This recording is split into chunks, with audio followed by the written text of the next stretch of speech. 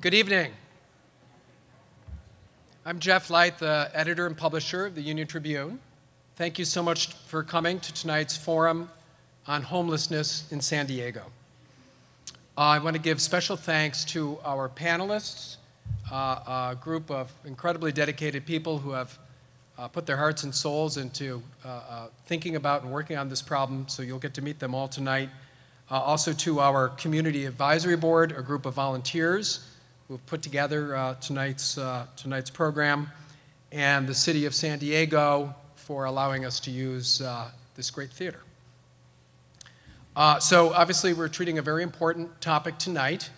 Our object is to learn and be educated. Hopefully you were able to meet some of the providers in the lobby who are there to give more information. They'll be around after tonight's event as well. And if you want to pitch in personally yourself, you can go to San Diego Union-Tribune.com/helpthehomeless, and there are GoFundMe campaigns there that allow you to contribute to any of the providers in town. If there's one that you don't see listed there, there are simple instructions where you can start your own campaign. We'll put it up on the page and people can pitch in and help. A little bit on tonight's format. So you're going to see a group of speakers. They're going to talk just for 5 minutes or so each. And then between them, there are some videos that we've produced that tell another little slice of the story. So those will just come in between. And afterward, there will be a conversation moderated by Lori Koski. You will get, who you'll also meet here in a few minutes. And there'll be a chance to ask some of the questions. Obviously, there are a lot of us and a limited amount of time, but you know, a few questions we'll make it through, and hopefully we'll all learn something.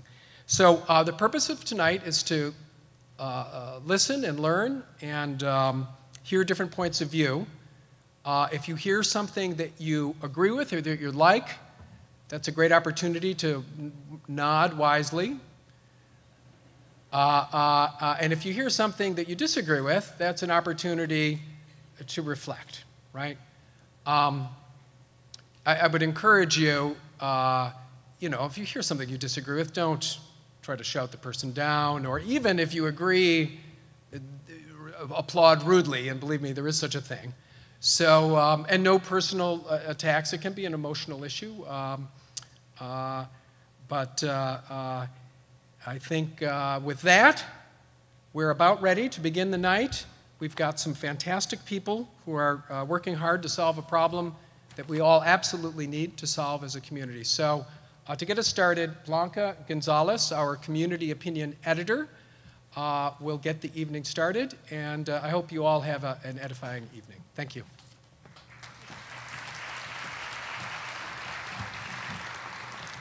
Good evening. Thank you all for being here tonight. This event is the second in a series of forums presented by the San Diego Union-Tribune and the Community Advisory Board. Our board was established earlier this year, and it's made up of several residents from San Diego County.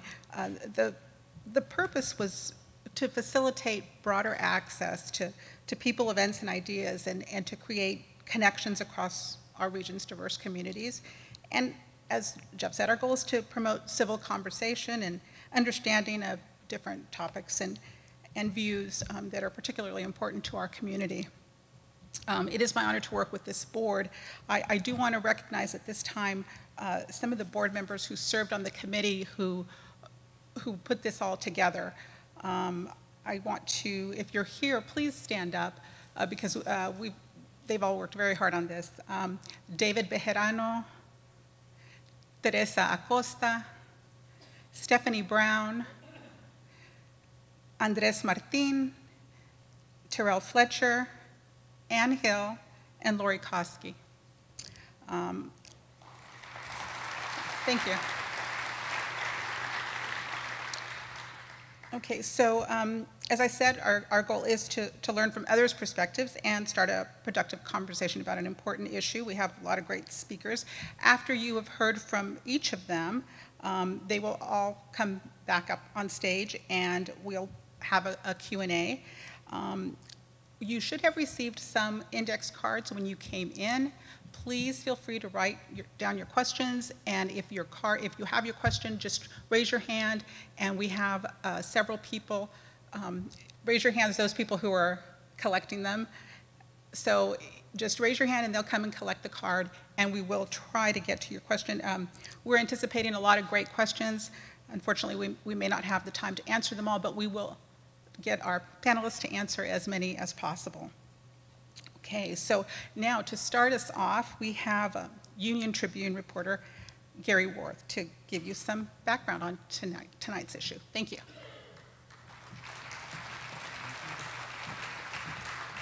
Hey everybody, I'm Gary Worth. I am one of the reporters that covers homelessness for the San Diego Union-Tribune. Today we're going to hear from some of the people who are trying to help the people who are homeless in San Diego, and we're going to meet a woman who overcame homelessness herself. And we're going to talk about what has been done, what needs to be done, and what's working. But first, I want to go over just some numbers and to see what we're looking at. So here, 9,116 is the number of people who are homeless in San Diego this year. Now, people often talk about homelessness in San Diego as a crisis that seems to be getting worse, but when you look at this line, it's not a straight line, it's an erratic line. In fact, 9,000 isn't much more than it was in 2011, and it's actually a little more than it was in 2012 when it was 9,200. And then you look at 2014, and it dropped like 3% over 3 years. And at that time in Los Angeles, it was going up by 16% over 2 years and was up in like 5% in Orange County over that same time. And then it started to creep up. So what happened? So take a closer look at these numbers and you see where we are today. And the most startling thing is that the gap between sheltered and unsheltered has never been bigger. So while the number is lower overall, the number of people on the street seems to be higher. So unsheltered went up 13.8% and sheltered went down 6.3%. So I'm not sure why that is when you think, there's still a demand for people. There's a waiting list at Father Joe's, and you don't hear the San Diego Rescue Mission complaining about having a lot of empty beds. So, but it is relevant to know that there's been a shift away in how we care for homeless people. And something that's been embraced nationally and in San Diego is the Housing First program, where we want to put homeless people in permanent supportive housing first, and then work on issues that have made them homeless. It's more of a long-term solution. But transitioning away from shelters and from transitional housing has an effect maybe on the number of people who are on the street. So you can see that the number of sheltered beds, well, they went up by 170 over the past year, but transitional housing went down by 659 beds. And also it's good that permanent supportive housing subsidies, they're up by 614, but rapid rehousing lost 75 subsidies. Now the San Diego Housing Commission has made an impact in trying to get homeless people off the street. In this last year, there was an effort to get 1,000 veterans off the street. So the Housing Commission, they did incentives for landlords and they directed vouchers to veterans, and they got 1,000 people off the street. And over the past 13 years, they've created 8,351 affordable housing units. And that's did make an impact overall, but the Housing Commission's job is not to address homeless people. It's much broader. It's about affordable housing. So out of those 8,000 units, 9% were for homeless people, 787 units. Now at the same time, it's estimated that San Diego lost like 10,000 affordable housing units. SROs, single room occupancy dwellings, they've closed, and other issues have happened. And now when you see downtown, so tents, they're up 59% in the county and 104% just in downtown over the past couple of years. So in the last count, there were 1,300 people who were homeless, who were unsheltered downtown. And that's a 27% increase from last year. So the actual number of homelessness might have been greater at one time, but it's not your imagination that things look worse. Now, this is a statistic that might be alarming. You all know probably the point-in-time count that the Regional Task Force on the Homeless does. So in 2016, there were 8,700 people who were homeless. But there's another agency that looked at, or a study looked at, agencies where people checked in for homeless services over a 12-month period that year. 17,500 people checked in. So what does that tell us? One thing is that people probably go in and out of homelessness more than we realize. It could be a matter of days or weeks or months, but they do come out of homelessness. But it also makes me think about how much worse it could be if it weren't for Father Joe's, the Alpha Project, Solution for Change, Interfaith Community Services, the San Diego Rescue Mission, and Catholic Charities. But it also makes us think that when you look at that line that was so erratic, how it goes up and down, that we also could be doing a better job. Now, the need to get people off the street became a little more urgent this year because of this deadly hepatitis A outbreak that largely focused on homeless people. Now, the city's responded by clearing out the densest homeless camps that were, cleaning the streets. They also opened an encampment that 200 people are safely staying in. They've expanded the safe parking program that now has 150 spaces. And there's a plan to open up 3 large sheltered tents that will have shelters for hundreds of people.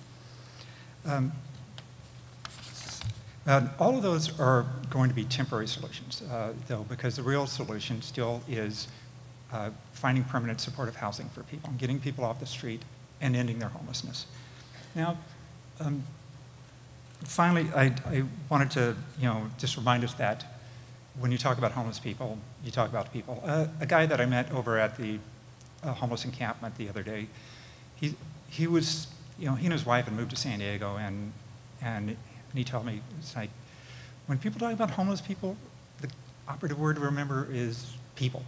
And this lady here, Tari, I met her a few years ago at the Neil Good Center, and had her picture in the paper. I got a call from some woman who said, "What happened to Tari? She was my best worker. And then last time I saw her, she wasn't homeless anymore, and she was working again." And people do come in and out of homelessness. And so tonight we're going to meet some of the people who are working toward getting people off the street and trying to help people like Terry. So thank you.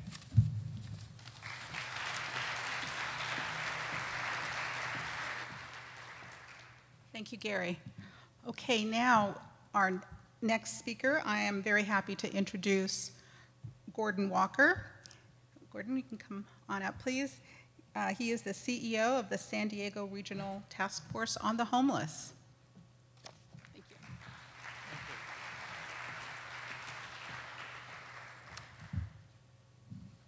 The real question that we have to answer is, what do we want our cities to look like as San Diegans? What do we want our cities to look like and to be? And more importantly, how do we want to care for our brothers and sisters who are not as fortunate as we are, who may have missed some opportunities in life, or who just need help? Methods to solve this problem are well defined in other states and cities, are based on best practices, and are data-driven. San Diego has developed community standards which reflect best practices.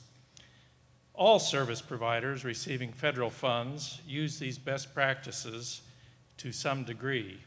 All use the Homeless Management Information System, or HMIS, which collects data on each individual whenever that person uses or interacts with the service providers. We have developed systems to collect data and to be informed as to what is actually happening in regards to our homeless population. We are supporting a permanent solution to this problem, which is called Housing First. The federal government adopted this Housing First model after it was used in other locations and shown to be the only model to effectively decrease particularly chronic homelessness. Housing First is a program that houses persons first and provides supportive services to meet their needs so that they can gain stability in their lives in order to find success in society. Other programs require persons to make changes in their lives before they can gain housing. Studies across the country have shown that housing people is cheaper or less expensive to society than leaving them on the street. When you consider the other costs to society, such as health care, emergency room visits, ambulances, jail time, street cleaning, and other costs incurred by society, it is cheaper to house people. A study was done here in San Diego called Project 25, which indicated the same results. Prior to housing the persons involved, costs for the group were $3.5 million for the group for a year. And after they were housed, the costs dropped to $1.5 million in the first year and subsequently to $1.1 million, showing a drop in cost of 67% per year. These types of studies around the country show consistent reduction in costs when using the Housing First model, regardless of the housing market. Housing First is also scalable, which means that it is very effective with large groups of individuals as well as with small populations. There are some good specialty programs, but they are not scalable. And in most cases, they are much more expensive in dealing with each individual. So what does it take to succeed? There are three basic concepts that are necessary to find success in this endeavor. First, there must be political will. Our elected leaders must be aligned with the process and be willing to make decisions that align resources and funding in the proper direction. It is not necessarily helpful to just throw money at the problem without truly identifying what the problem is and then focusing the resources at that problem. This is not meant to be only the elected officials, but also the many wonderful government workers who also have a strong hand in supporting the political will. Secondly, there must be cooperation and collaboration. As a community, we must work to cooperate and to collaborate. All of the service providers must be focused on the established community goals and objectives. All of the business leaders need to focus on what the community standards are and how to achieve them. Government workers need to work to solve problems and to not just preserve their positions and hide behind needless rules. Funders need to align behind best practices to support the programs that work and not necessarily those that have been funded in the past. Ordinary citizens, such as yourselves, who want to help by giving time and money, should support those entities that are following the best practices. The third item is we must be united in efforts, desire, and will. While there are many good ideas floating, not all will be successful. Many of you may have ideas on how this could be done, or at least how it could be done better. The problem of not following best practices is that resources are diverted.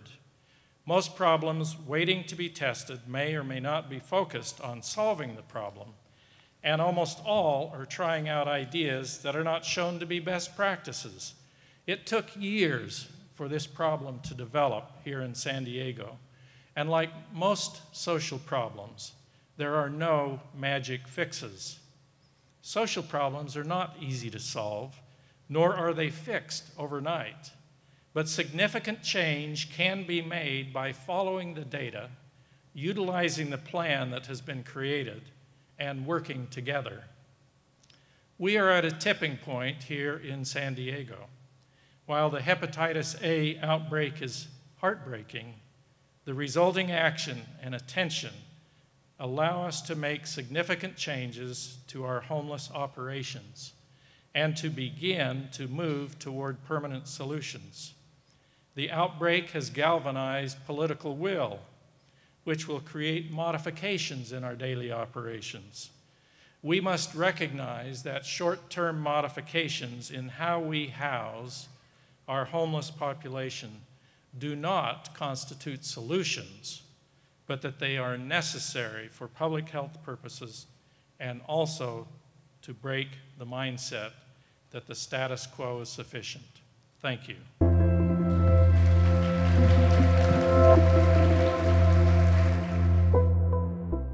My name is Robert Hubbs, and I've been homeless on and off for about 10 years. I was living in Phoenix, Arizona. My life was wonderful. My son was born with 4 heart defects. At the age of 4, he had to have an operation, and the operation went good, but the closing doctor didn't do his homework. 15 days after the operation, we had to take him off of life support. Within 3 years, there was no meaning to the family situation anymore. We just couldn't keep it together. My wife and I divorced. I started drinking with the people I was working with, and then drugs became involved. Ended up leaving Phoenix. It's been rough ever since I moved out here. It took 20 years of following that lifestyle till I was finally arrested at the age of 55 for possession and use of drugs. I was in treatment for a year rather than going to jail. 2002, I became homeless. I stayed in motel rooms a lot of times, or on people's couches, that sort of thing. 2003, I was diagnosed with congestive heart failure through all of my drug use and things like that. I came into the rooms of Alcoholics Anonymous in 2007. I haven't had a drink or a drug in 10 years. Alpha Square is a place you can call home. I do a lot of work with alcoholics and addicts, and that's pretty much what my lifestyle is today. You know, instead of selling and using drugs and destroying somebody's life and my life too, I try to help people to do just the opposite, you know, to improve their life rather than to destroy it.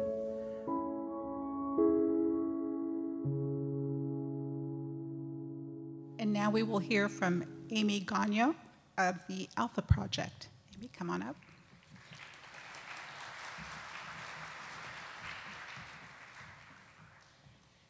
Thanks for having me. I'm super psyched. I had no idea we were going to have a video, and that's our project. So wonder why we do these things. It's that kind of story right there that makes you kind of keep going every day and every day. One of the things that I want to talk about and be optimistic about is all the momentum that's happening right now in identifying the issues that are going on and actually seeing the political action, the business leaders, the community involvement, which is really what's going to help us solve this problem. We can't do it by ourselves as providers. We can't do it with just the government agencies. We need the help of the community. And over the past year and a half, I know, and Peter's been an amazing driving force in what we're being able to accomplish now as a community, not just as Alpha Project, but as a city, is to get those things done and to address the needs that are happening now. You know, we just barely, you know, the city asked us to open a campsite over on 20th and B. We did it in less than 10 days. It was really challenging, but to see the people that are there, we have over 40 children that, oh, and by the way, I want all the nice nods, whatever he said, the I'm gonna agree nod thing, I'll take those. Don't yell at me or boo at me. I'm not like that. Anyways, so, you know, we have almost 200 people there right now, and I was shocked. You don't see many family homelessness on the streets. When you walk by, you typically see singles and this type thing. And I've been doing this 20 years. I could not believe that we have over 40 children in a campsite. Some of my staff are here that have been amazing in making it operational and running it, and the challenges and the logistics of doing something that huge in 10 days is challenging. But to see the people that are there that are so happy to be there and so blessed that they don't have to be scared at night. The women, the children, we have 9-month-old babies in there. I mean, it's sad. But the bottom line is it's optimistic because something happened. You know, we see an issue. The mayor's been supportive. The housing commission's been supportive. And like I said, for the first time in 20 years, and my boss would say 35 because he's older than me, but to see this involvement from every aspect, it makes it work. You know, it's not just my problem. It's not just your problem. It's not just your problem. It's all of our, it's an issue. And it needs to be addressed. These are people. And what we say to people all the time is, did any one of you wake up one day and go, I want to be homeless? You can raise your hand for that one if you want to, because I know nobody's sitting there going, you know, when you ask a little kid, what are you going to do when you grow up? They don't say, I'm going to be a drug addict. They don't say, I want to be a homeless person. I want to be in a domestic violence situation. That's not a choice. For some people, when they get in their adult ages and things like that, I understand that there's some people out there that are making a choice, right? But it's only a matter of time before they choose to get the help that they need. we always like to stress that because these are people's kids, their grandmas, their mothers, their fathers, their cousins. And I bet you 100% there's somebody in this audience that has had this situation occur in their life. And we're all about empowering people, not enabling people. So fixes to this situation not only have to do with what Gordon was speaking about in terms of housing first. We're a huge housing first provider. Alpha Square, we just built that, 203 units of an amazing housing project. It doesn't need to look like affordable housing. It looks like, we call it the W Hotel. I mean, it's really cool. Come down, see it. It's awesome. We started a pizza place, too, out the front. And that's to provide work training programs for the people that live in the building and to help subsidize the cost of that housing project. So we're all about housing first. We're all about one size fits all, though, too. People that are addicted to drugs need treatment facilities. And, you know, when Gary was talking about the reductions in transitional housing and things like this and federal government initiatives, there's other things out there that people need. If you're a domestic violence victim, I'm not going to stick you in an apartment where your perpetrator is going to find you. So I really want to stress that. We are huge. We're one of the first providers to do the housing first model. But we're also realistically going, look, there's other particular issues that need to happen too. So it can't just be eliminating shelters and things like that. So we're pretty proactive in terms of saying those type of things. You know, we have rental assistance programs as well, and we've placed over 200 people in a year in their own apartments and providing the support that they need. Not paying their rent for a year, assessing each person's situation and not enabling that and getting them going on their own. So that's sort of how we operate, but I think the one biggest piece that I wanted to say was how appreciative and optimistic I am personally, and I know our agency is, and I think that the providers are, and everybody else, that the business community and the community in general has all come together for the first time ever to address a situation that is all of our situations to address. There's a homeless issue here, and it's everybody needs to become involved in how you solve it. And you don't solve it by giving people money and panhandling and just ignoring the problem or just complaining about the problem. Help us solve that problem. And I think this is a prime example right now in this moment over the past month and a half, 2 months, Peter? I don't even know. For us, it's been a year and a half. But in the last 2 months, I've never seen any kind of initiatives, proactiveness as I've seen today in our campsite, the sprung structures that are going up. These aren't warehousing people, and I'm going to repeat that a million times. We're not warehousing anybody. We're helping them. We're getting them out of there. They're not sitting around and staying there for as long as they want because, oh, I have a place to stay now. The goal is to transition them into permanent housing.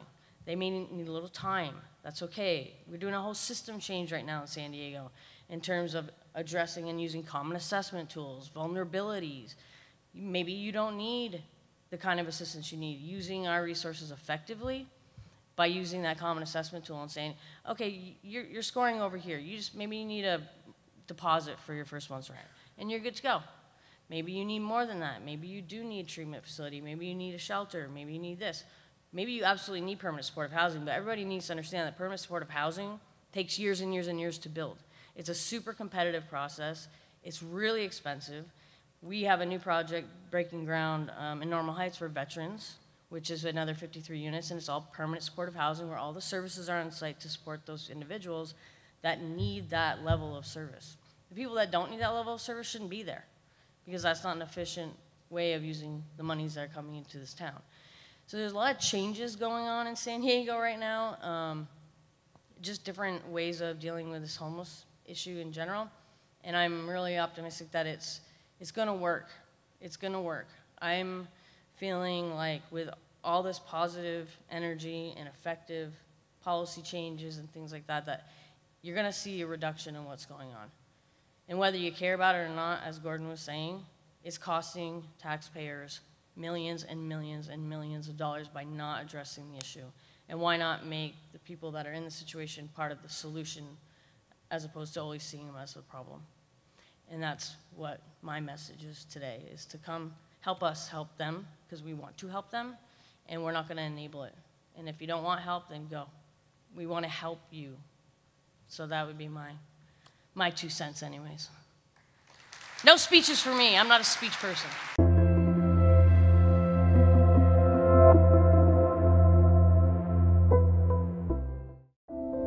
My name is Marlene Ayala. My family and I, we were homeless for about a year. I lost my job. I exhausted all my unemployment benefits and couldn't find a job. My husband now, him as well, couldn't find a job and exhausted his benefits for unemployment, and so we ended up getting evicted. We bounced around from home to home. My kids would sleep in a friend's home, and if there was no room for us, my husband and I, we would make a little camp in their yard and we would sleep outside. And then we went to TJ with my mom. We'd be at the border by 3 in the morning. We would cross with my mom, drop her off at work. We would park the car. And down the street from the school, and we would sleep there until it was time for the kids to go to school. We'd go to the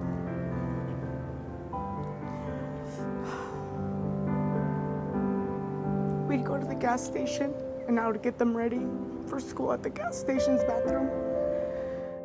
It was a blessing that we got here at Father Joe's very, very quickly. I submitted an application here to Father Joe's medical clinic, and by the grace of God, I got hired. We bought a 3-bedroom, 2-bath home in the South Bay. My oldest son is now 19. He goes to San Diego State. And my youngest son is 11. He's in the 6th grade, and he plays football. And my daughter, she is now part of the youth symphony through the San Diego Symphony. I have this month and next month, and I'm done with my Bachelor's of Science in Healthcare Administration. And if it wasn't for Father Joe's, I don't know where we would be. It's a blessing. It's a real blessing to be where we're at.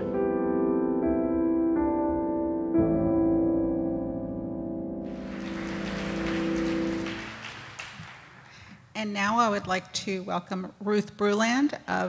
She's the Chief Program Officer with Father Joe's Villages. So Ruth, come on up.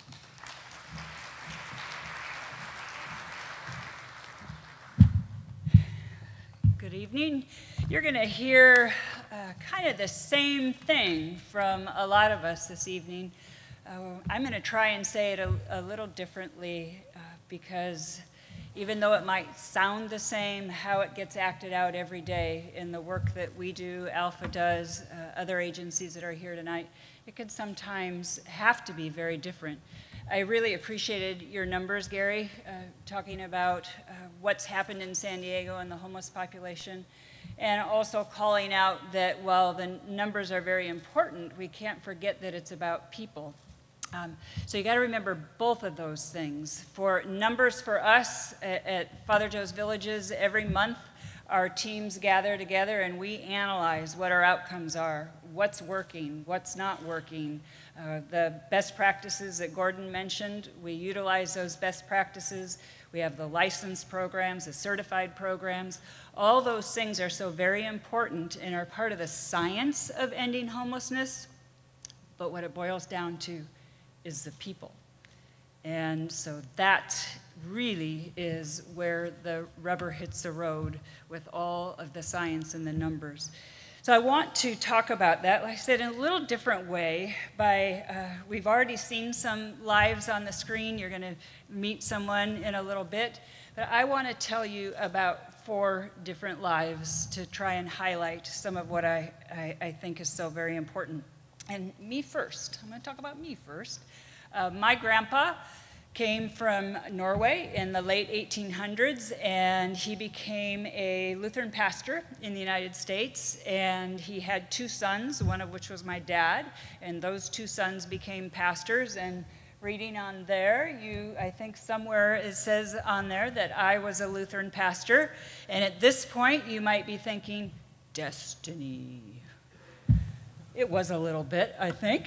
And then, ironically, my grandfather and my grandmother, they started what in essence turned out to be Lutheran Social Services in Portland, Oregon, by, get this, reaching out to the Norwegian speakers who were homeless.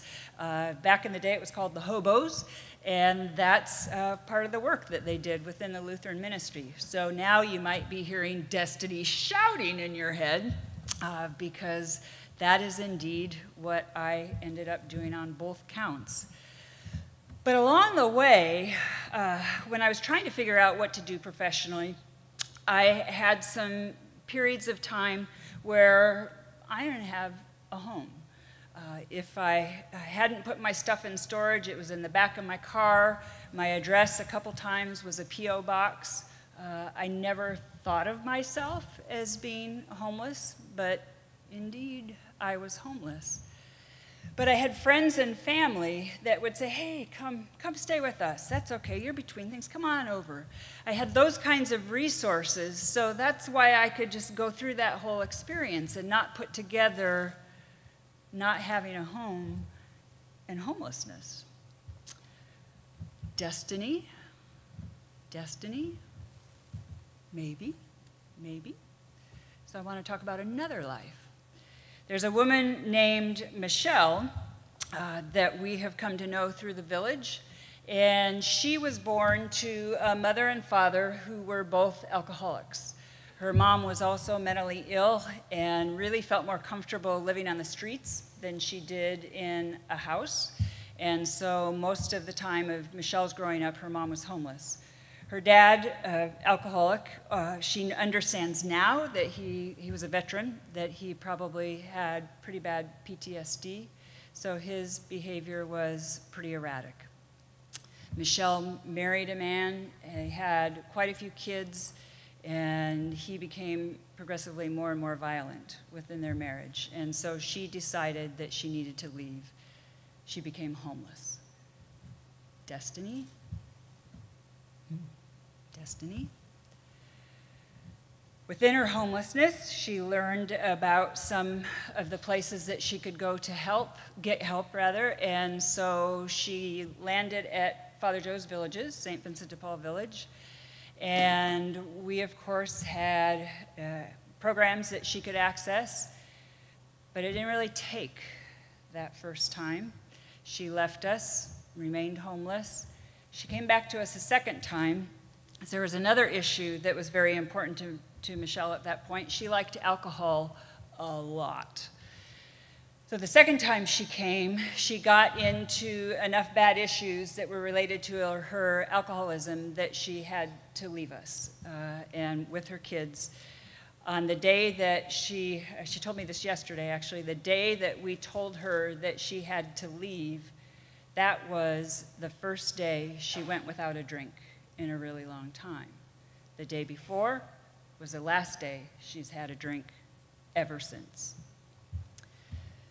She went to another program for a little while and then came back to the village, and all those programs that have science at their foundation, the numbers that we study, she connected with the staff in those programs, and she worked it. She worked it hard. She ended up leaving the village, moving into her own place, her 6 kids. They've continued to grow up. I must add, her youngest son, she did consider naming him Joe after Father Joe, because she felt fondly towards the village. She didn't, but she thought about it. Now her oldest 4 kids are in college and getting master's degree. Her younger kids are doing well in school. Just terrific. Third life. I got a flash of 1 minute. I got to pick this up. There's a woman that I'm going to call Anna. I don't know much about her because she just wrote a report to staff. We have a process where clients can give us feedback and engage in some meetings if they want to, and I read all of those reports to staff, and this one came from Anna, and I know 2 things. One, she had a serious mental illness, and second of all, she had to be homeless because our medical clinic where she was visiting, and this is her report to staff is about that, only works with people who are homeless or are maybe still at risk for homelessness. And this is what she wrote. Who may concern, a year ago, I make a complaint regarding neglect about Dr. Kurt Lindemann. I don't remember what exactly I wrote, but I'm sure nothing good. I was psychotic with paranoia. Please accept my apologies and remember that I was so sick. Now I'm fine. Thank the medication of Dr. Kurt Lindemann. Sorry for my behavior. I know Dr. Kurt Linderman. He is one of the most fabulous psychiatrists you could ever want to meet. Destiny, destiny for the woman that I call Anna. And there's one more life I want to talk about, and that's yours.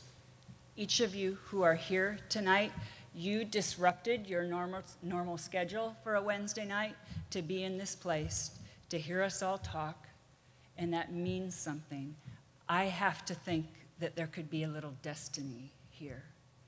And that destiny is so important because remember, it's that people-to-people connection that we're talking about. We need all the science, we need the numbers, we need the best practice, but we need the destiny of you. The destiny of you meeting up. Maybe it's that you write a letter to your congressperson, your city council person saying, we need more affordable housing. Maybe it's that. Or maybe you write a check to St. Vincent's, Father Joe's, or Alpha, or any of the other providers that are here in this community. We would love to take your money and pay a staff member on your behalf to be people to people. It's your destiny that you chose by coming here tonight, and we are very excited about this. It was a privilege to be here tonight. Don't forget destiny, please.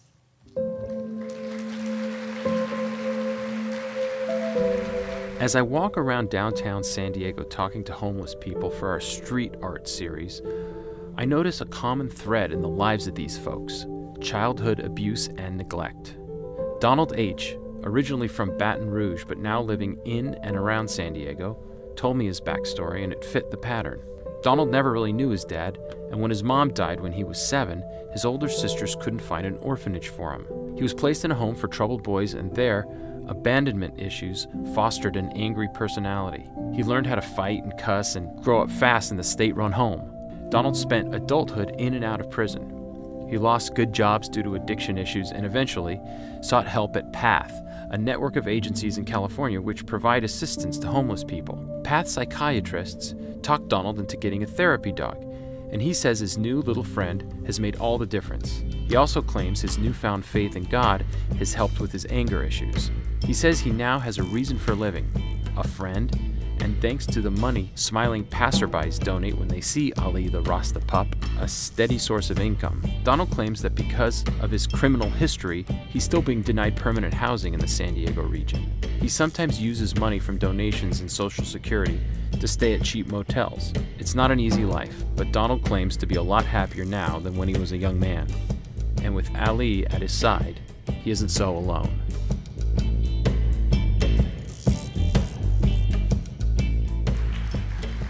Okay, and now we will hear from Rick Schnell, retired San Diego PD and founder of the Homeless Outreach Team program. Come on up, Rick.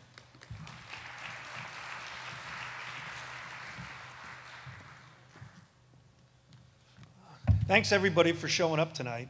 I do believe in this destiny that Ruth was talking about. I think I have one slide if anybody wants to. Did it come through? Okay.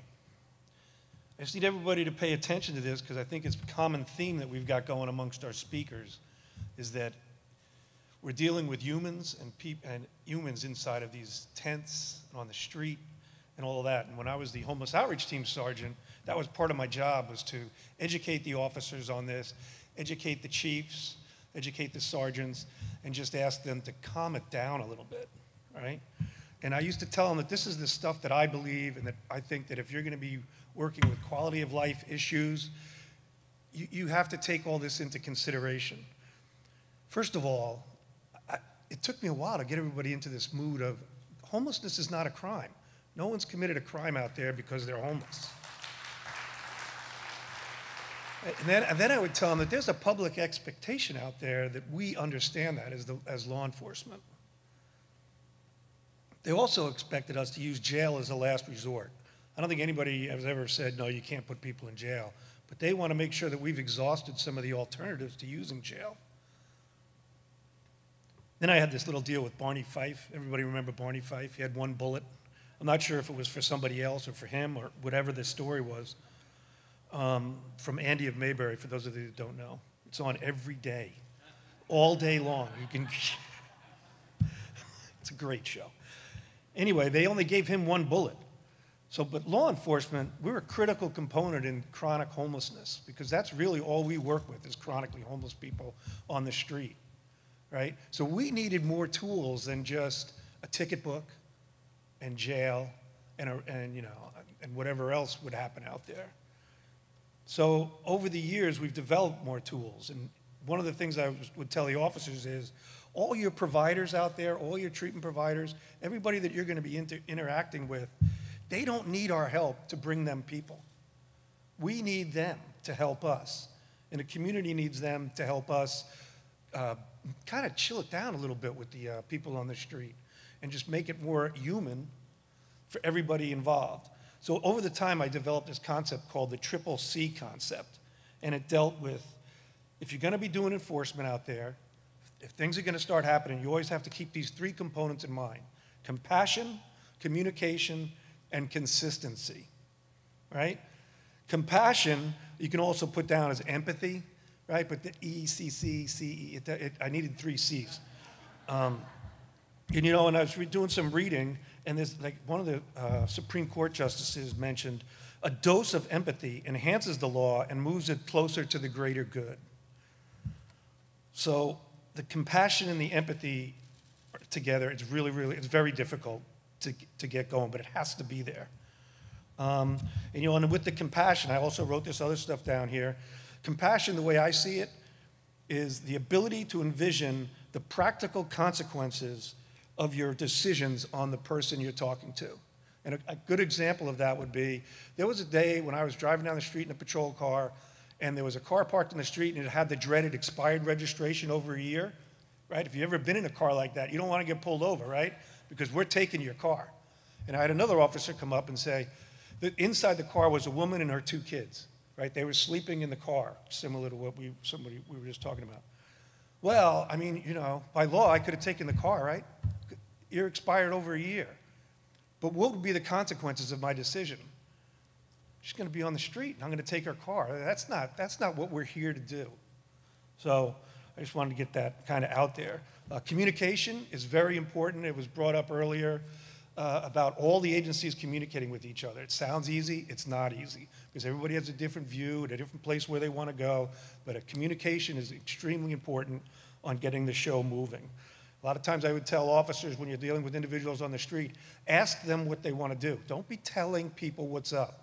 These individuals on the street, they know what's happening. You need to be asking them to do things. If you've got a group of people sleeping on the corner and the city wants them to move, don't just show up at 5 o'clock in the morning. Maybe come out a couple days earlier and say, hey man, things aren't going to be happening here in a week. Can you guys find some other place to go? 9 times out of 10, things are going to happen. They're going to move. But it was a communication between law enforcement in the street and also law enforcement in the city, which is really, it's very difficult. I found it really difficult. And then the consistency is every day do the same thing. Success is the sum of small efforts repeated day in and day out, right?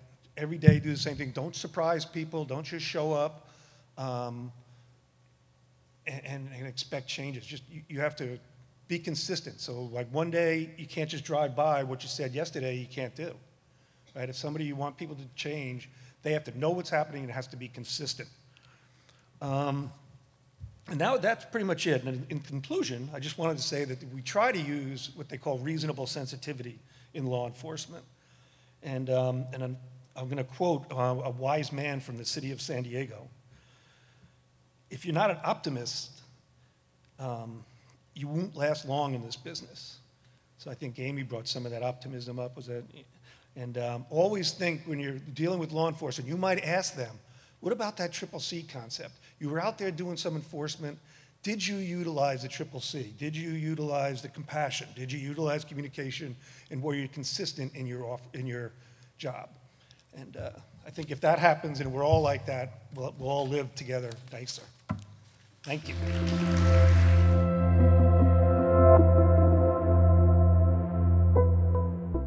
My name is Yvette Camacho, and I've been homeless on and off for the last 17 to 18 years. It was hard. It was hard. I kind of ran the streets, you know, and so when I was with people, we were using together. As long as we were using together or we had drugs, it didn't matter. I've lost my kids to my addiction. You know, CPS has taken my kids, and this last time in 2013, I got busted and I lost my kids, and I think that was my ultimate bottom. Having my kids taken away and put in a foster home was a big wake up for me. Then I made a promise to myself that that would be it. So I went into a rehab. I graduated from that rehab. Somebody told me about the Door of Hope, and I just came to apply, and I was like, pretty much, I'm not gonna get in, you know? And they called.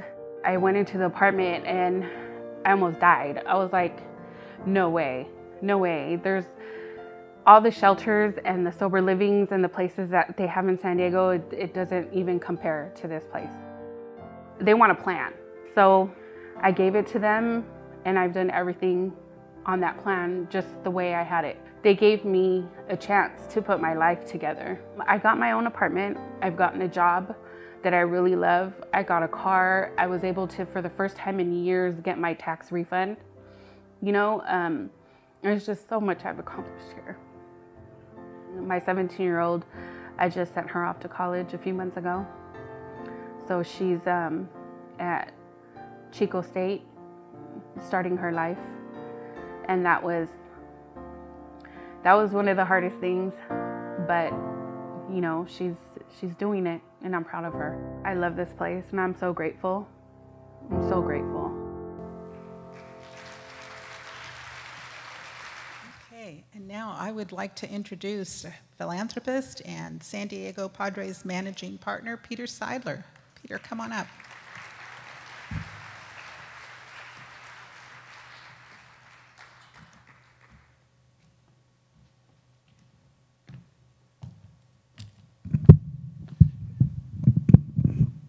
I'm going to walk around. I'm 56 years old, and I have 2 little daughters. I didn't get married in life until I was in my late 40s. I have a 5-year-old and a 2-year-old, and we love this city. We moved here 5 years ago as we put a small group together to buy the baseball team, and this city is so great. It is such a remarkable place. In ways that greater Los Angeles simply is not, which is where I came from. And I could go on about that, but that's for another day. When it comes to homelessness, this city is going to be best in class. I just met Richard, the previous speaker. I loved what he had to say. I've worked with Amy and Ruth and Gordon, and they're awesome. I think you saw that through their presentations. When we talk about momentum and optimism, and collaboration as far as what we're doing as a city to bring our homeless problem to the best it can possibly be, which to me is not a solution.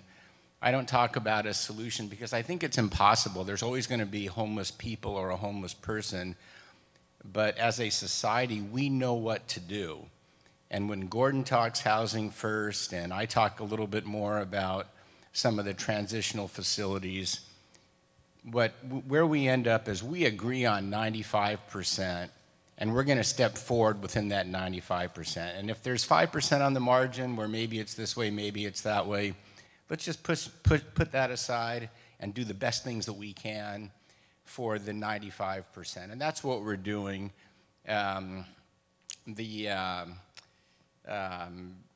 Facility that was just opened at 20th and B, where there's 200 people housed in these individual tents that are off the street. And by the way, I really commend Jeff and the newspaper and Blanca for putting this event on tonight, but also covering the issue so well, what Gary does also. And I think some of the stories that have been in the newspaper the past several days about the children that are not sleeping under an underpass of a freeway, but actually waking up with food and coloring books, a 5-year-old child or an 8-year-old child. So what I can tell you is that those of us that are deep into the weeds of this, and I know a lot of you out there are as well, we're going to stay on it. We're going to keep taking those steps to make things better and to make things as best as they can be. And within 2 years and hopefully shorter, other cities are going to look at San Diego as, wow, we've got to learn from them because that city is best in class. And when you break down the global homeless issue city by city, San Diego is doing everything that it can. So let me step back in the time that I have and talk about what myself and other people in the business community have done. We felt there was a role for business leaders, in addition to politicians and philanthropists and service providers and mental health professionals and social workers. There is a role for the business community to apply whatever skills that we have and to be constructive and to collaborate and help. So with a longtime San Diegan and restaurateur, Dan Shea, we started about 18 months ago hosting Tuesday meetings, and we made the commitment to ourselves and to others that are working on this issue that we were going to do that every Tuesday. We weren't going to miss a meeting, and we were going to do it forever, whatever that means. We have not missed a meeting. Every Tuesday at 1 o'clock at my office, we put an agenda together. We focus on the next step in front of us. We drill into it, and we decide what to do next. And in a lot of cases, it means working with Father Joe's Village or Alpha Project or mental health professionals or philanthropists who say, geez, you know, I've noticed a homeless problem in San Diego getting worse and worse, and I've always wanted to help, but I don't know what to do. And as kind of people that are trained in business, what we've tried to do is take this big homeless problem that people talk about as being so complex and break it into little pieces, each of which are addressable and each of which society and cities know how to address. And when you break it down into all these pieces, all of a sudden, to me, and I think to those of us really that have expertise in it, it is not all that complicated. As Gordon said, and I couldn't agree more, it takes political will, and it takes a city agreeing on the steps that we're going to take. That's the hard part, is getting people in a room and doing some listening and letting the best idea rise to the surface and then acting on it. And one of the headlines I learned from one of my mentors in business a while back was, in business, if you're starting from here and you've got an 80% solution or better, meaning 80% is clearly good, 20% is debatable, take that step. You're going to be way better off than hesitating and waiting for perfection. And there's no perfection in business, and there's no perfection on a big fat issue like homelessness. But if we keep taking smart steps, 80% solutions, 92% steps, before we know it, we are going to be best in class, and we're seeing it. These industrial tents that now are being put up on Newton Street and at the Veterans Village site and on Father Joe's properties will be up and running and taking hundreds and hundreds of people off the streets. But that's not the be-all and end-all. Meanwhile, there's terrific momentum on Housing First that's going on, and the Board of Supervisors did a very, very effective thing by hiring Gordon and bringing him and his expertise and history leading what happened in Salt Lake City, which was a big problem, and now it's a much smaller problem. And I think in San Diego, we're well on our way now to making that happen. And I think with those of us on the panel, those of you in the audience, we're going to continue to capture that momentum and move this thing forward. There's one other thing, just as a person with a business background that kind of tries to address problems in a logical way. In addition to the weekly meetings that Dan and I host, we also, along with the president of University of San Diego, host symposiums every month or two. So we've had 6 of them now. They're 4 hours in the middle of the day. We bring in 30 or 40, the numbers swelled a little bit beyond 40, leaders in the relevant components, whether it's the leaders of the medical institutions or of the universities, business people, and what have you, every month or so. And just one quick anecdote as I wrap up.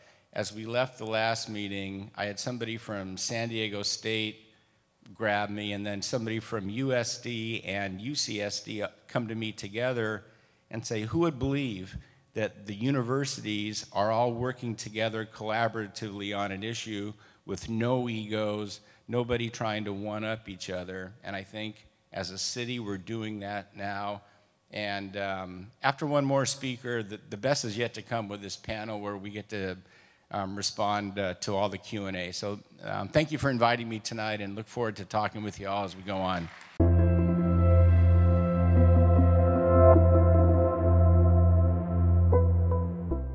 My name is Veronica Hughes, and I was homeless for over a year. I was working 2 jobs, trying to make ends meet, and the rent had been increased, and I just couldn't afford to pay the rent and care for my son at the same time. I lived in my car for about 2 months. At the time, I only had Devon. He was a year at that time, and then I was pregnant with Terrence. It was hard. I would try to park in Walmart parking lots or public areas, so at least I didn't have to worry about the safety. But then the police would knock on the window, say, you can't park here and sleep. I had called around, called 211, tried calling all kind of resources, trying to find a shelter. But because I wasn't a drug addict or alcoholic or even domestic violence, there wasn't that many shelters available to me. And the only thing they offered was for me to go to downtown where they had shelters, but those were open shelters. I just didn't feel like I would be safe there just by myself, pregnant with my 1-year-old. My oldest son being autistic, it was just really hard. One of the places that did say they might be able to help me was Solutions for Change. If it hadn't been for Solutions for Change, I don't even know where me and my son, I probably would have had him taken away because of just me living in the car with them. I think the biggest misconception is that people who are homeless are just lazy, that they have mental disorders or they're on drugs. There's everyday people who just lose their job, can't afford the rent. Just life happens and they just find themselves not knowing where to go.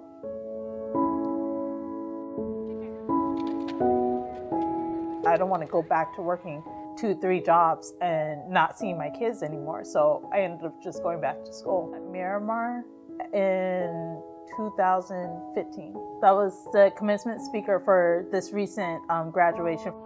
When you fall, just pick yourself back up and put one foot in front of the other. This fall, I started attending San Diego State. I'm really looking forward to doing a double bachelor's in anthropology and also studio arts. And I'm already applying for the internship with the FBI for next summer. And that's where I'm looking towards going to forensic anthropology, doing forensic science. If it wasn't for Solutions for Change, I don't even know where I would be, even if I would have my son or either one of them. You know, I don't know if I would have stayed on the street or where I would have been.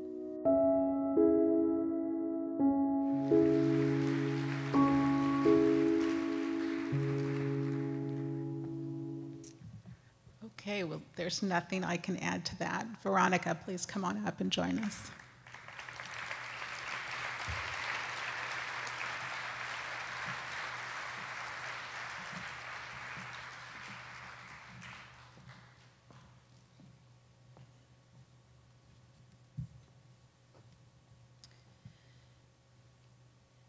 Well, when most people see the homeless, they automatically assume that they must be in their position due to mental illness, substance abuse, or they just happen to be a veteran that have fallen through the cracks of the government's care.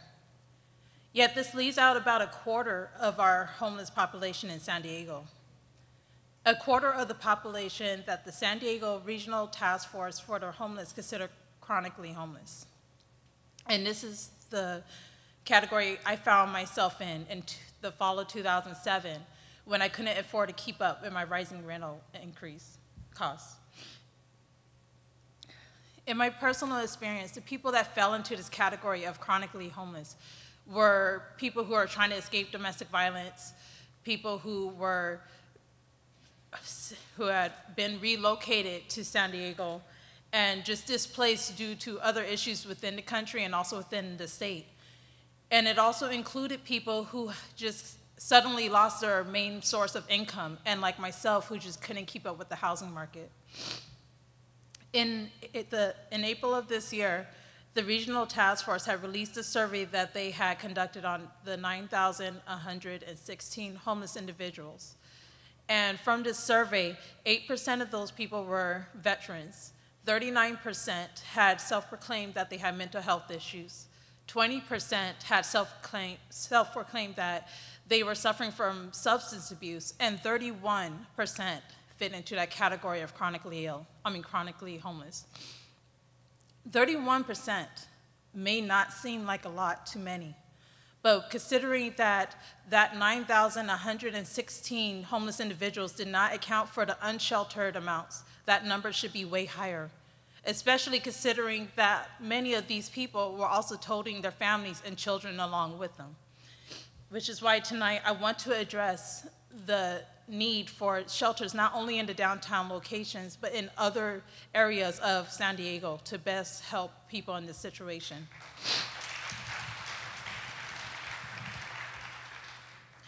The first thing I did when I found myself homeless is I contacted 211, which is a hotline that any citizen in San Diego can contact for any kind of needs for basic resources such as food, trying to figure out how to get medical assistance.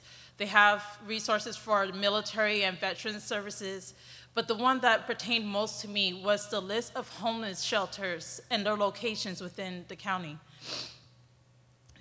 And this list, it wasn't just a list to me, it was a way to provide a roof over my head and also my son's head, and also give me that release of stress that I don't have to worry about my son being taken away from me. But the thing I noticed once I did get into a shelter is that most people don't even know about the resources that 211 has to offer. And some don't even know that 211 even exists, even though it's advertised quite often.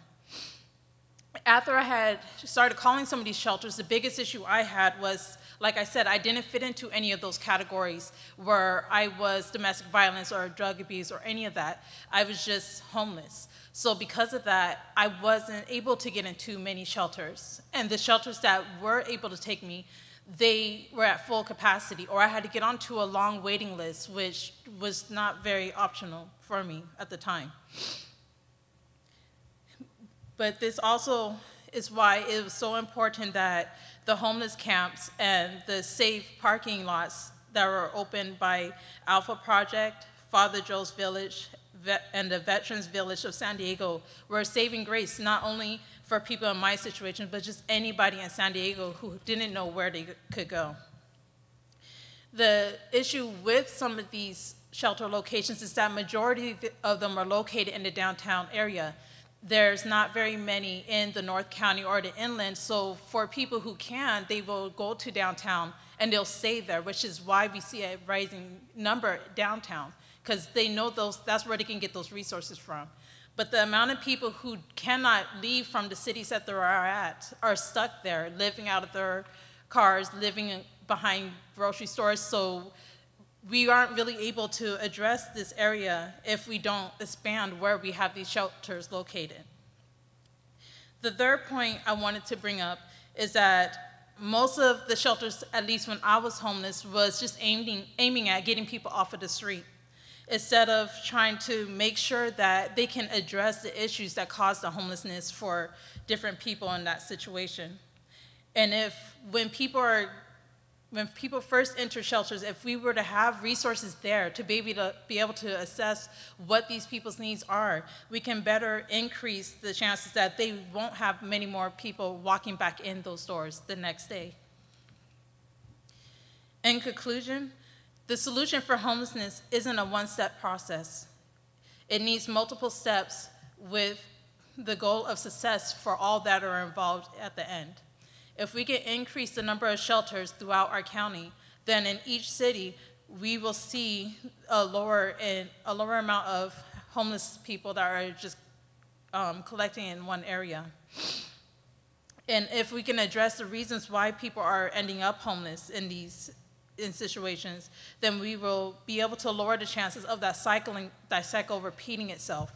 And with this, people won't have to worry about where are they going to sleep the next night and how am I going to get out of this situation, because when we do nothing, those people that might have just fit into domestic violence, the people that might have fit into just substance abuse, they end up fitting into all of those because they feel so hopeless that they don't know where to turn. So they end up using every resource that they have available to them, but it ends up causing them to stay homeless. So as a city, we need to look at more than just solving where we see the issues more. We need to look out into the rest of the county and start addressing the homeless in that areas. Because if we don't address that, then the numbers are going to keep growing. And like one of the other speakers already said, you know, seeing the amount of children that were homeless is shocking. It was shocking for me to even notice that there was many people with children homeless. So as a city, I just say that we need to do better. We need to reach out, and we need to be more willing to help those in need. Okay, thank you.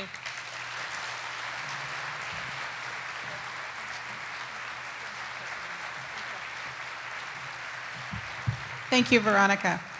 Okay, now I'm going to call on all of the other speakers to come on up. We are going to start our Q&A.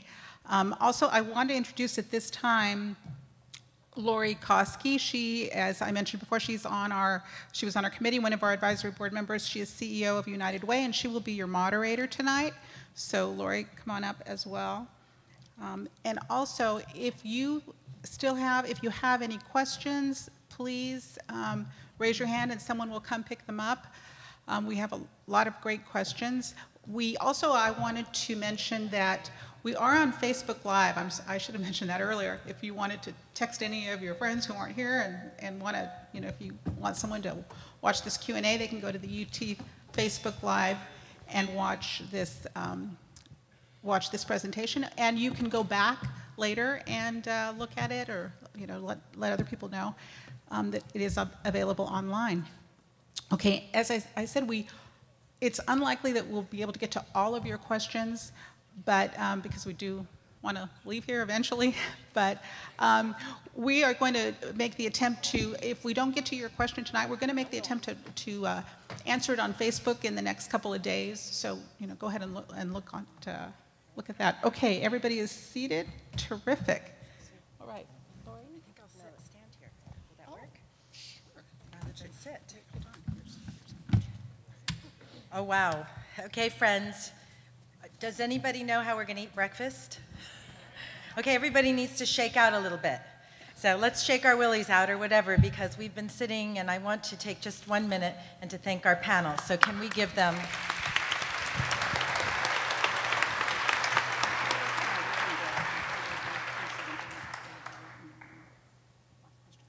So we're going to run a little later than 7:30. We understand that some of you had commitments, and we will not have our feelings hurt if you walk out a little bit early, but we do have an opportunity to hear from some of our deepest and most caring, really experts.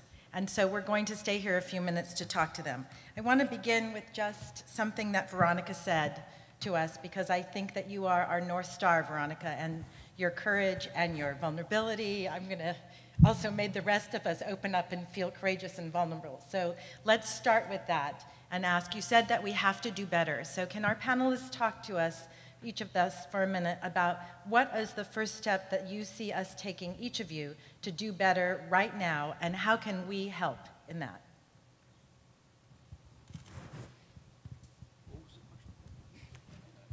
Veronica said we have to do better. What is the first step? We talked a lot about steps that we can do to do better, and how can we, because this is a very large theater we filled tonight, so there's a lot of us who care a whole lot to be here with our evening, so how can we help with that? We, meaning the police department, which I no longer am a member of because I retired, so a lot of my beliefs and what I say is not a representation of the San Diego Police Department. I forgot to say that before. However, it was in big letters too. I think that law enforcement really has to work on empathy and communication. They have to be able to talk to people on the street. They have to be able to get something happening without an arrest, without conflict, and just so that an understanding of both sides come out. That's what I think we can do, communication and empathy. Oh. That's actually a pretty tall order for all of us in here. So let us reset our communication and empathy sort of brain and heart buttons a minute, because we all sometimes lose our patience and are not quite as empathetic, or compassionate as we need to be. For providers, this has been a really challenging time and a wonderful time in the same breath. We have to have money to do what we do in reaching out and working with the homeless population, and our funding source for years and years was transitional housing, particularly at Father Joe's. And so we were used to a certain way of doing things, not that it made sense, some of the things that we did, but it's what the funding laid out for us. With the shift to Housing First, it makes wonderful sense. Many of you maybe do not know that if a person is homeless, they can't call, at this point anyway, 211 to find out where there's a bed open. They have to go to each place to find out where a bed is open and whether they can get that bed. And that's not easy under the best of circumstances. So part of what Gordon is talking about is that our community is very, very, very close to being at the point where they could call 211 and find out where an emergency bed might be open, that then they can get hooked into the services of rapid rehousing or permanent supportive housing, emergency shelter if they just need 3 hots and a cot because they can figure it out themselves. It has not been easy, this transition, and we just need to keep the faith that all the hard work, we've been doing it for how many years now, Amy, trying to transform this system, we're getting closer, and it is going to be more efficient. The Housing First movement is a really wonderful strategy. We need more affordable housing, absolutely need more affordable housing, but all the things are lined up to have things work in a way that they've never worked before, and that's exciting. Hello? Oh, mine's working. I didn't know if it was on or not. Since we have such a big audience, I'm gonna go for the what can you do aspect. If there's anyone in here that's a landlord, a property management company, who want to be a part of this solution, that's one of the biggest things that we need, because we do have some monies available in town for rental assistance, rapid rehousing, Section 8 vouchers, different types of subsidies. But the one thing that we always struggle with, and I don't blame anyone for this, is being that person to give us a chance to show you that this person can succeed just like anyone else can succeed, because we're going to provide the resources to make sure they succeed and the support that they need to succeed. So we've been very successful at it, but we need as many landlords as we possibly, and I'll talk for all the agencies. I'm not going to be hogging Alpha Project, begging for landlords. Every agency, whoever you want to work with, we could really, really, really use that. And I can't stress enough, I had a hard time finding a place, and I'll admit it, I've had financial problems, I've had this, I've had that. It was so hard for me to find a place like a couple years ago, and I'll never forget that, because I can't not think of it when I'm thinking about the people that we're serving and how challenging that is. So I would just throw out there, if there's anybody willing to work with any of our agencies, that we would be really grateful for your help.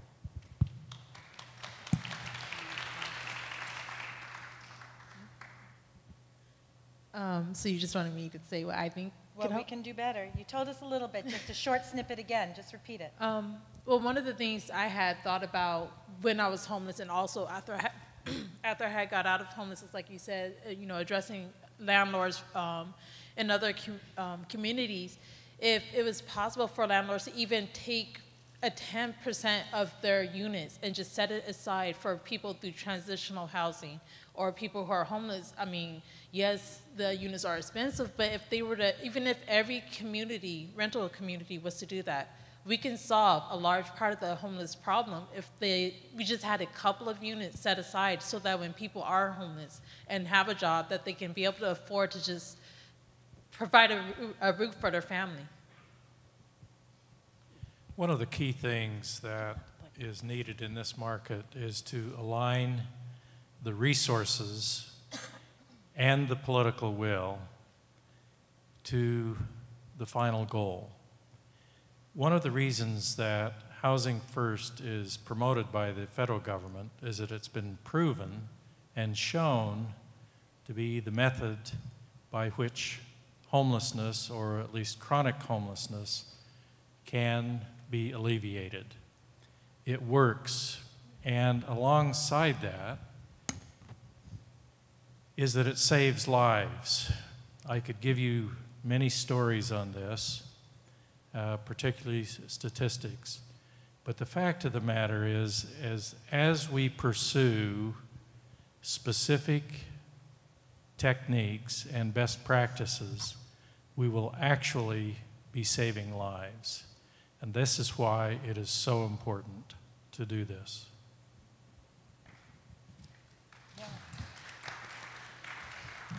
I think the thing that we can really focus on, and those of us on the panel, those of you in the audience, and as a city, is to really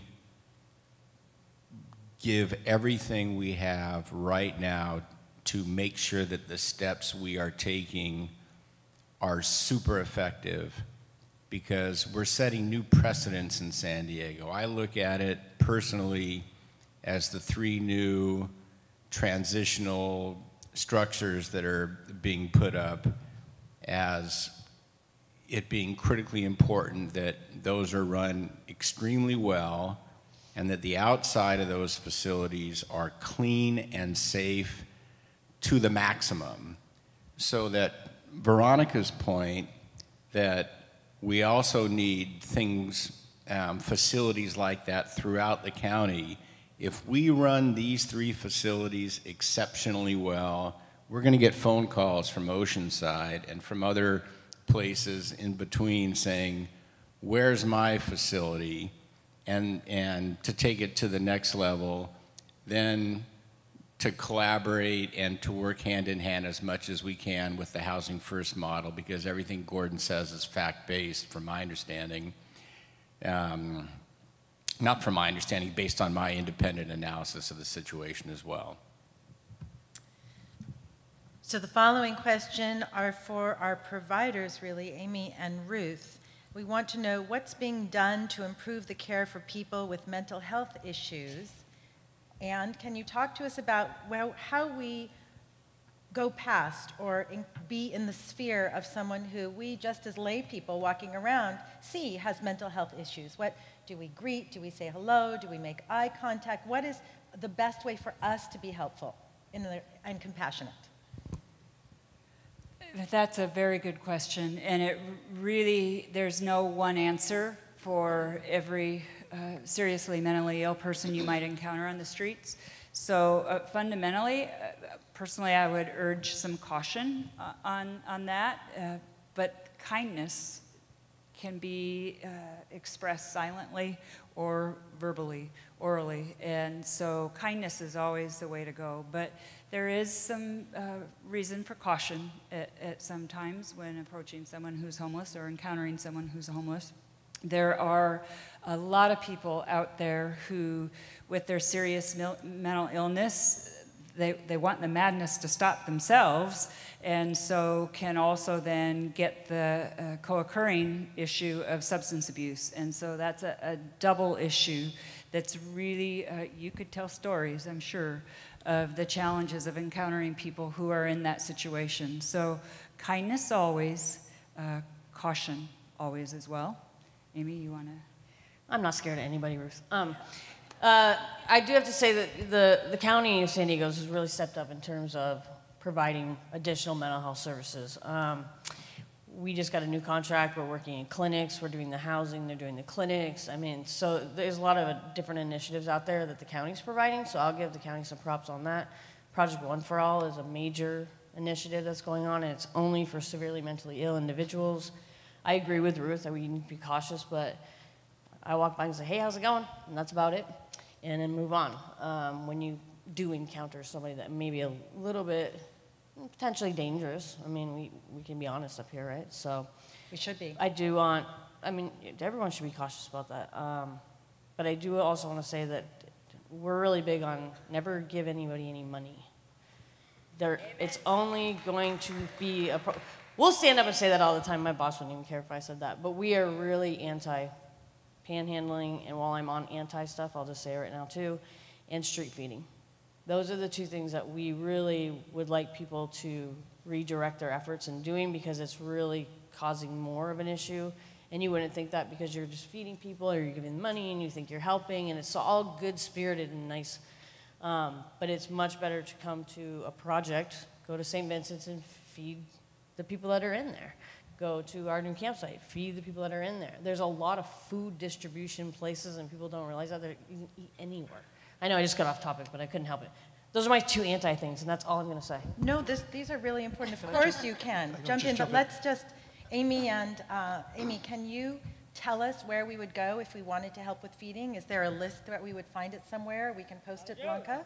I mean, absolutely Father Joe's, I'm sure Salvation Army. I mean, any residential program, the YWCA. I mean, I'm not going to speak for all the agencies, but we like that because, number one, we want you to have that interaction with people. And we don't want people feeding on the streets, because that means they're going to be doing something after that they could be getting help. It's not helping. It's just not, I'll be honest. It doesn't help. Okay, Rick? You know, I just wanted to bring up on the serious mental illness on the street. That's like a big deal to the police department. We spend a lot of time on it. Almost all the officers have gone through an extra 40 hours of training with PERT, Psychiatric Emergency Response Team. We have clinicians in the car with the officers, not to analyze the officers, but when an incident happens, that it's not always jail is not going to be the option for this. So it does take a lot of communication between citizens and the police, and we have some really good tools from the county through PERT and some other deals to deal with it. So if you see somebody on the street and you don't think it's right, feel free to, don't worry about calling the police. Just do it, and we'll set up and see what we can do with it.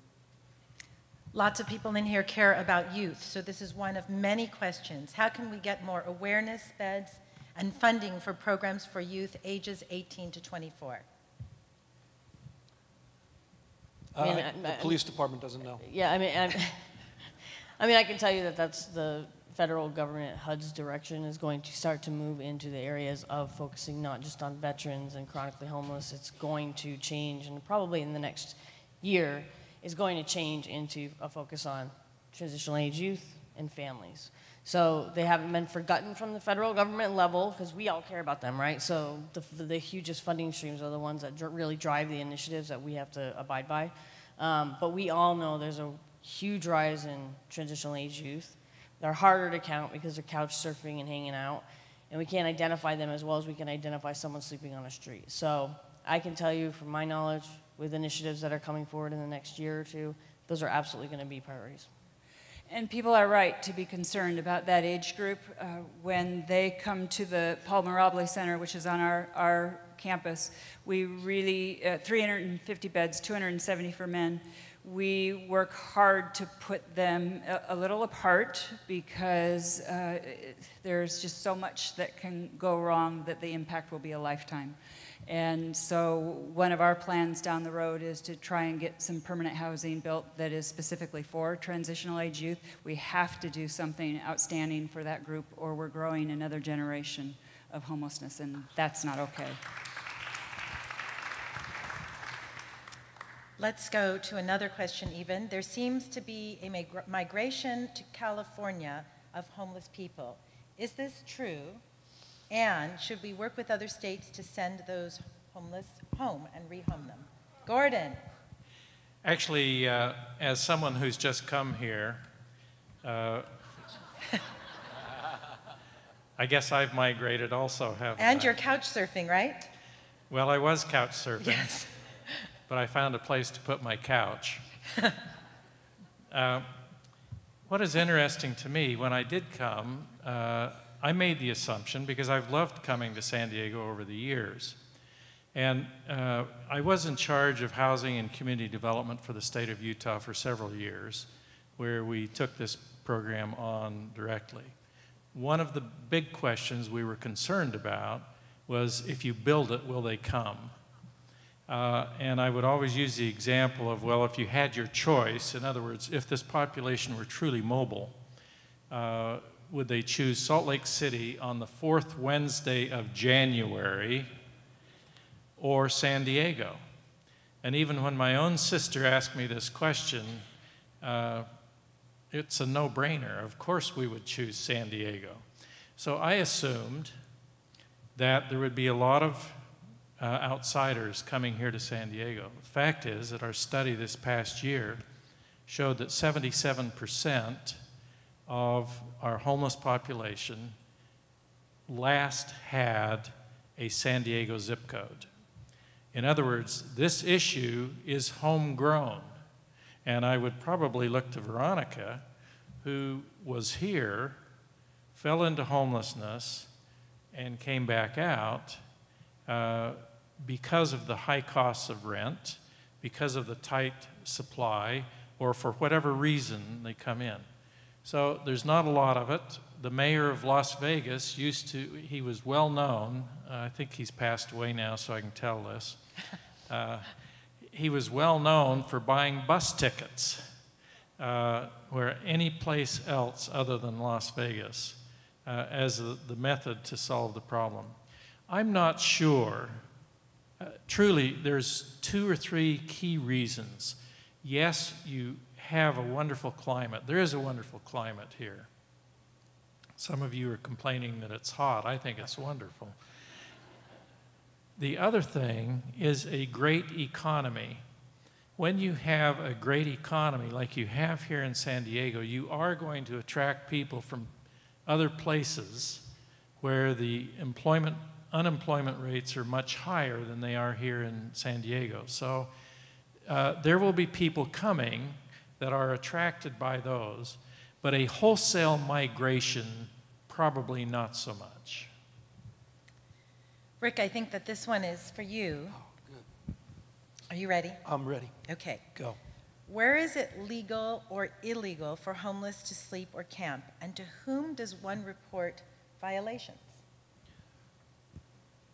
Does anybody out there know where it's legal to camp on the street? There's nowhere to legally camp on the street, so we all know that. However, the police department isn't going to decide, we're going to give this person a ticket, we're going to take this person to jail, we're going to jam this guy up. We're going to respond to citizen complaints on that, and then we're going to try to use my CCC concept to discuss with why that person's sleeping on the street. So there's nowhere to sleep, and you're probably going to get into dialogue with the police officer if he shows up, because there's going to be a complaint about you sleeping there. Now, what was the second half of the question?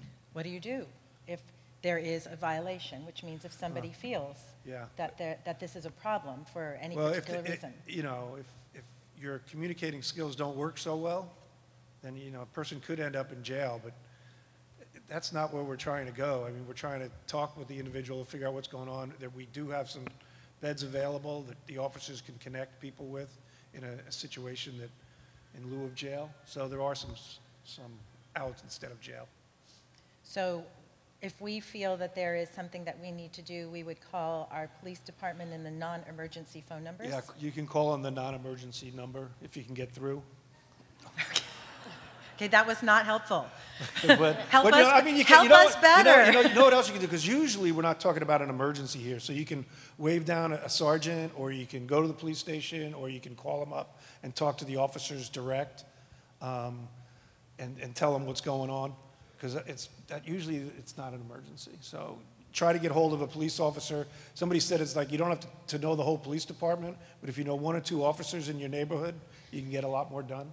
And just let them know what the problem is, and together with the community and the police, we can work it out.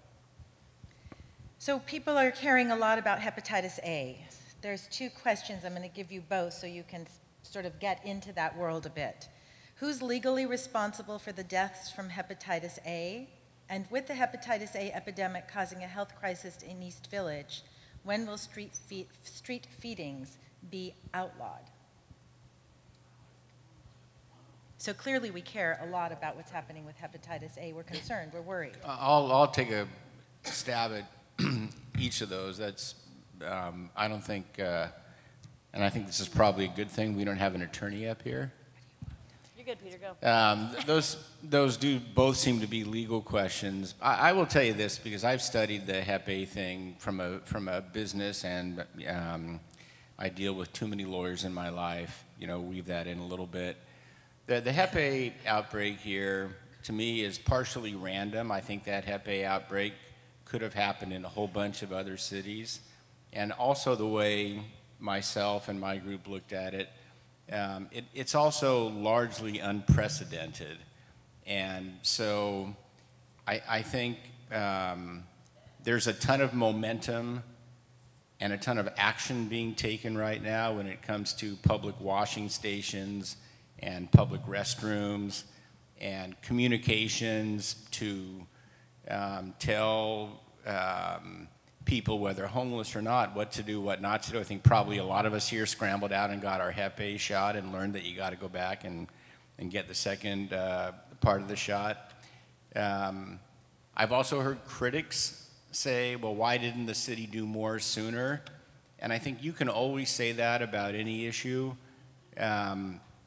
Focusing on today, I give our county health people, and this is after taking a critical look at it, our county health people, people at City Hall, the mayor, the council people, and what have you, pretty high grades for addressing it aggressively. I can look in the rearview mirror and say it should have happened sooner, but given the things that I said about the complexity of the issue, I think the city and the county and the health professionals are on it. Nurses have been called in from everywhere to provide those services for not just homeless populations where it's been going, you know, person to person, tent to tent, but also for all of us. And so that's my personal opinion after taking a careful look at it. So there are several questions along these lines. It's about working together. It's great that there are a number of agencies providing various levels of support. When do you foresee a truly coordinated effort driven by a common objective that will reverse the growth of homelessness? And should this effort be established and supervised by a government or private sector? I'll comment on that. The Regional Task Force for Homeless is really set up to deal with this. One of the goals and objectives of our organization, which is a 501c3 nonprofit, is to coordinate the thought processes of the county, the city, and when I say the city, I mean all 18 cities in San Diego County. And so what we are trying to do right now is to work with all of these entities to bring them together with the thoughts, to develop in each of the locations countywide what I will call a coordinating council, where the resources in each sector of the county are brought together, meeting regularly, discussing the issue, dealing with the data that is generated in their areas, and working on the housing issue. So we are in the process of developing that. We're in the process of implementing that, and that will be ongoing as long as we need to make improvements in this. Sometimes I'm asked, do you see that we can do something? This process is very difficult. Let me just say that I see actually quite a bit of hope as I look at the numbers, as we look at them. I see some comparisons in the numbers that we started dealing with when I was in charge of this for the state of Utah. We started with 1,934 chronically homeless individuals, and you wonder why we focus on that. 10% of, nationwide, 10% of the homeless are chronically homeless. There's very special definitions for that, but they use over 50% of the resources. So just like, if we can help this cohort of individuals, then we have many more resources to help other cohorts at the same time. So we never forget anyone, but by bringing everybody together and working together, and I know that I'm a one-note Charlie on this, but it is so important that we focus our resources and the direction and work in the way. Here, we had 2,176 in our last count. That's not a whole lot more than we had before. We had a 10-year plan, and at the end of the 10 years, we announced that we had reduced chronically homeless in the state of Utah by 91%. And even the Union-Tribune came up and interviewed me at that time. I guess that's how they knew where I was. But we can do it here if we focus our resources and are working together. Amy, did you want to take a cut at that too?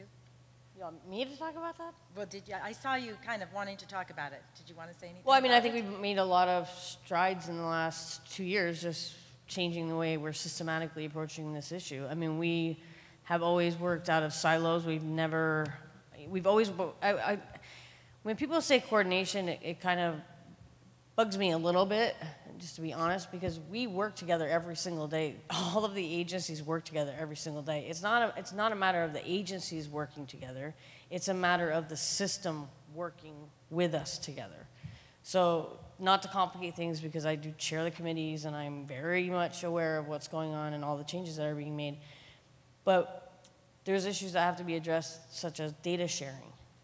I don't know if not all the agencies are sharing data that I can see. I can't tell if Rick's been to 20 places and he's using resources he shouldn't be using. So I can go on and on because I can get way in the weeds about this, but I do want to just make sure this audience is aware that when that question gets asked, we work together every single day. Every agency. I probably know 95% of the people in here because we work together. So I just want to say that. But we have made a lot of strides over the last 2 years, and I absolutely agree. Once we get this streamlined, it's going to be so effective, it's unreal. I'm super optimistic about the whole systematic approach change, for sure.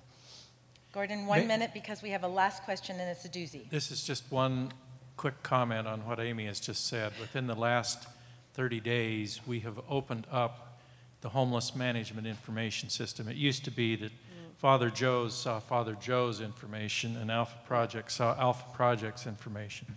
We have opened this up so that when an individual presents themselves into the homeless system, that whoever they present themselves to can see exactly all of their interactions. So this will make it much easier to follow exactly what is happening. This is brand new, so we're making this work. We're working very carefully with other entities to make the data more available so that it's much more effective.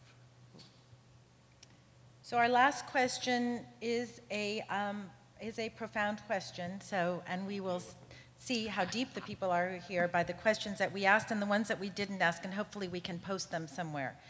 What is being done to ensure the constitutional rights of the homeless on the streets, especially regarding seizures of property and denying the right to be in downtown and in neighboring communities? Rick? I knew you were going to ask me. Well, I could see your head was moving that way, like, okay, now I got to say it.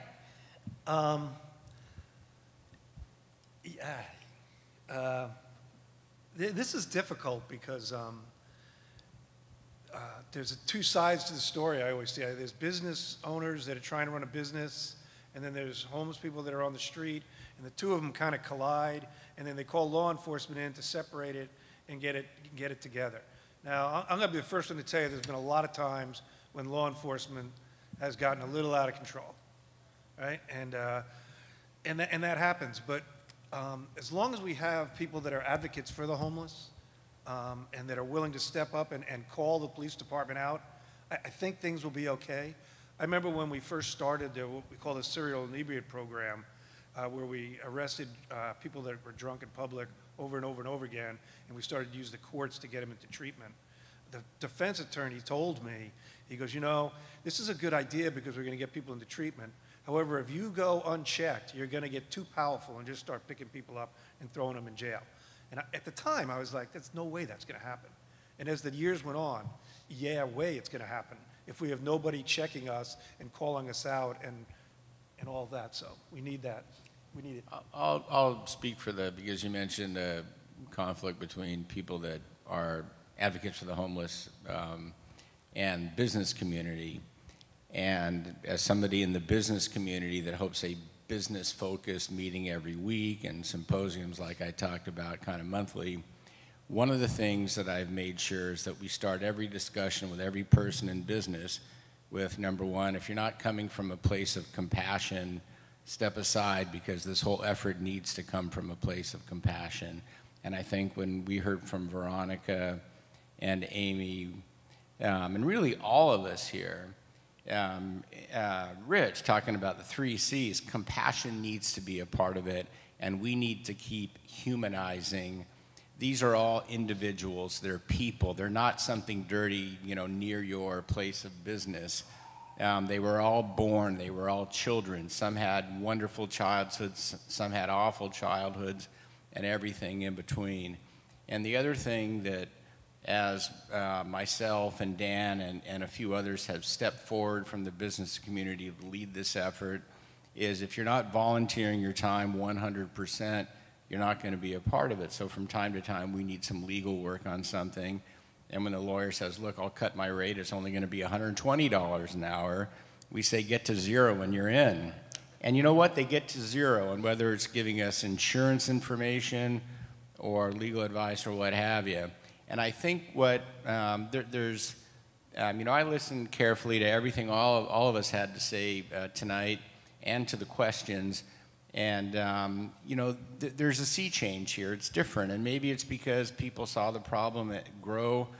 But Gary's numbers showed that the problem, from a count perspective, you can make the numbers look like a lot of growth or a little growth. It really doesn't matter. I think what we're seeing is we're all coming here from a place of compassion. You know, like Gordon's Housing First, it's a compassionate place because if we go at it generally that way, we're using our dollars effectively and we have more resources to break down the problem smaller and smaller. So my hope and my expectation, bottom line on your question and to Rich's comments, is that 90% plus, whether it's a business person or the ACLU or a police department or a service provider or a person that is an inspiration to all of us in Veronica, or somebody that's really damn smart on this issue and we lured here from Salt Lake City, we're going to get there along with those of you in the audience. Well, that's a great last word. Let's thank our panelists. Really thank you all. Remember the 3 C's, compassion what?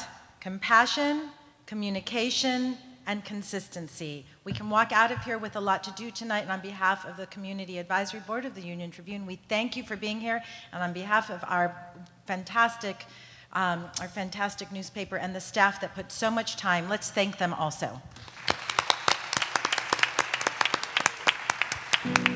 There are more than 9,000 people in San Diego County with no place to call home. The homeless situation out here is terrible.